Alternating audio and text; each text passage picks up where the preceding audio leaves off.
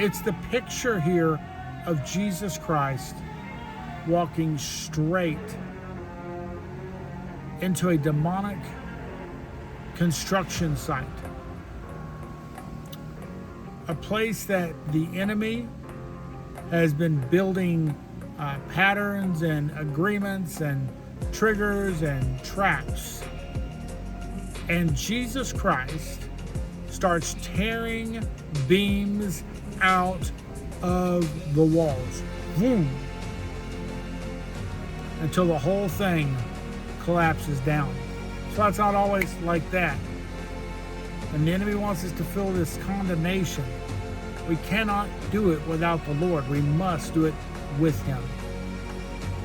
He's coming in and He is tearing down.